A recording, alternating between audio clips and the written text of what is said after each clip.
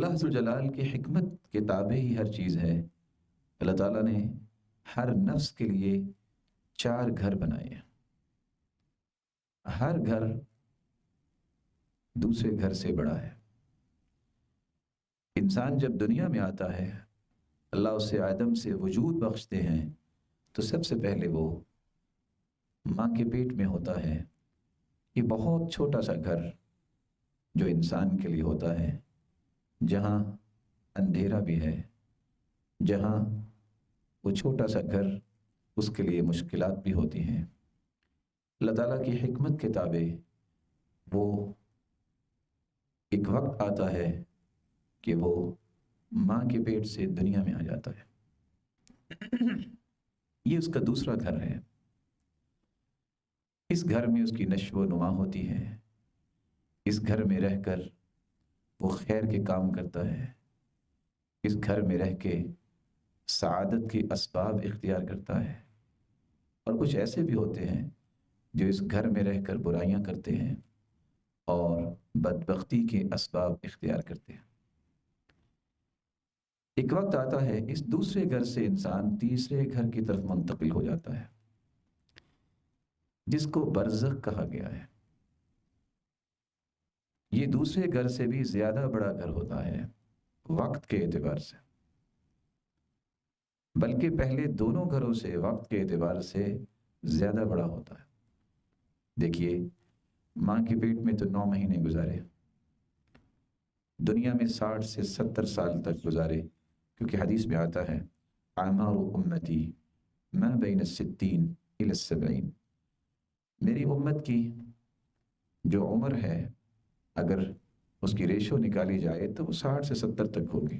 کتنے ہیں وہ ماشاءاللہ 90 سال تک بھی زندہ ہوتے ہیں، اور کتنے جو ہے 60 سال سے پہلے فوت ہو جاتے ہیں۔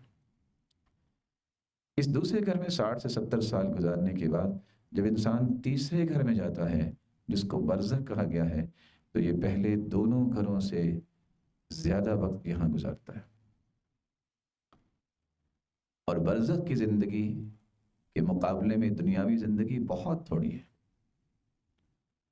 اللہ تعالیٰ کی حکمت دیکھیے کہ دنیا میں انسان کس طرح ٹھاٹ پاٹ میں رہنے کی تمنا کرتا ہے، حالانکہ وہ لمیٹڈ ایام ہیں۔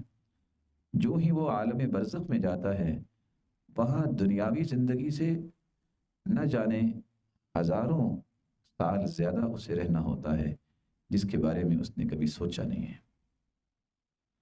یہ اللہ ہی جانتا ہے کہ کون کس وقت عالم برزخ میں جائے گا، اسے عالم برزخ میں بلا شبہ قیامت تک رہنا ہے۔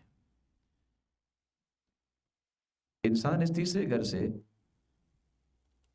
چوتھے گھر میں منتقل ہوتا ہے، وہ عالم برزخ کے بعد قیامت جب قائم ہوگی، تو وہ کون سا گھر ہے؟ دار القرار، اما الی الجنہ و اما الی النار۔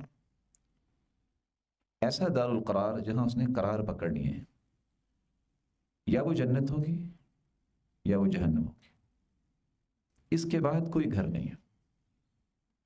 اللہ تعالیٰ کی حکمت ہے، اللہ تعالیٰ نے اس طرح انسان کی تخلیق فرمائی اور آخر اسے آخری گھر تک سفر کروایا، فریق فی الجنہ و فریق فی السعیر۔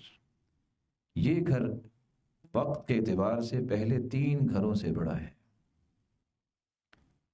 جس نے جنت میں جانا ہے وہ ابد الآباد ہمیشہ کے لیے جنت میں ہو، اور جس کو جہنم میں ڈال دیا گیا، یہ اللہ ہی جانتا ہے اسے جہنم میں کتنی دیر رہنا ہے، اور کافروں کے لیے تو ابد الآباد جہنم ہے۔ جس طرح اللہ تعالیٰ نے ہر انسان کے 4 گھر بنائے ہیں، خالق ہی وہ ہے، مالک بھی وہ ہے۔ اس مالک الملک نے ہر گھر کے کچھ احکامات بھی بیان کر دیے۔